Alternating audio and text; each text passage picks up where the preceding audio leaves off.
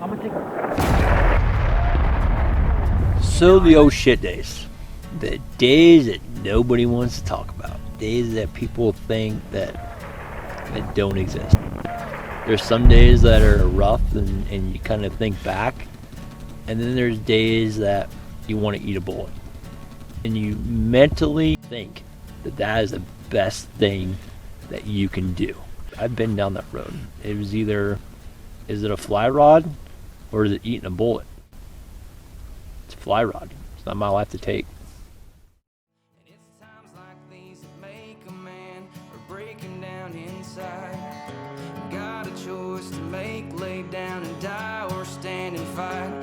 Cause that battle waging in your mind is realer than you think. Take your finger off that trigger, son, and let these words just sink. My first trip to Yamsi. Came to Yamsi, I was still in kind of a really rough place mentally. Came here, ended up having an amazing day. The owner, John Hyde, worked with me a little bit and really kind of gave me my space, but showed me that, hey, this can really set me free on a huge aspect. It allows me to put the war that I have in my head that I deal with every day on the water. It allows me to make the mission fishing. And you have like an op order and you get all that stuff. Well, that to me is like fly tying. That's the research that you're doing on the river. So that way when you get to the river, that's your tactical movement. So when you get to your truck, you're doing all your PCIs and PCCs and your checks and stuff. You're making sure you have your gear. You're making sure all your flies are going to be right. You go into your next step, which is your patrol.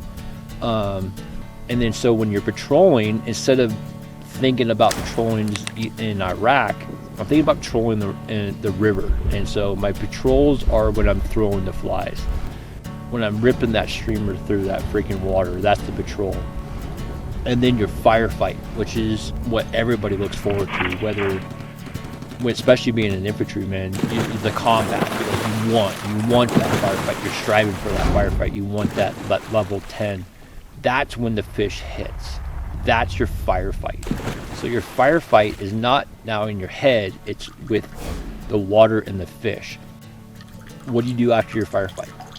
Well, you check your setup. You make sure you have enough ammo. You make sure, which now is not ammo, it's flies. Make sure your fly is good. Make sure your rod's good. Make sure your line's good. My knot's still good. And then once you're done with your firefight, you go back to patrolling. So now you're patrolling with your fly again. So it's constantly reconning these areas. And so it allows me to take the war in my head and put it on the water and have a sense of peace. In my faith and my whiskey, well, they've both been sinking low. The dark thoughts that's behind my eyes. From my alive day to July 10th, when my buddies were killed, is a rough time. You start going down that rabbit hole where you're like, why am I here? Why am I the one? It's kind of survivor's guilt, I guess. I think I took it kind of especially hard because I was Jesse's remains escort. I escorted him home. I watched this kid come up through the ranks. I remember him coming into our unit. I remember being a brand new freaking military. I remember he had an amazing family. He has a beautiful little girl. Why am I still here and he's not? Well, because some doctor put out because I had TBI and PTSD. That's jacked up. And so those are my hard times. And it's just like, and I'm trying to deal with that. I still have a hard time, but it's one of those things that you gotta kind of turn around and be like, yeah, I'm still here. Okay, let's live for these guys. Let's show these guys how that their sacrifice wasn't in vain, wasn't for nothing.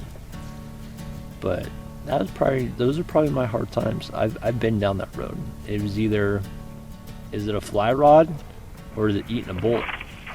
And it's just like, it's a fly rod. It's not my life to take. It's times like these that make a man breaking down inside. You got a choice to make, lay down and die or stand and fight. Cause that battle waging in your mind is realer than you think. Take your finger off That's the that biggest trigger thing sign. that Let these words we need to just get sink. over. It's okay to let people know I'm going through a really rough time. More people do that, the more people on the outside are going to be like, okay, we understand you're going through a hard time, but we want you to know that we're here. I mean, even through my dark times, I love it when people are consistently hounding me or calling me. I might not pick up, I might not respond to the text, but I see and I hear from the voicemails and the text that, hey, we care, we're here, if you need us, we're here to listen. And so just being consistent and understanding the concept of what the trigger is and what the dark moments are for that individual.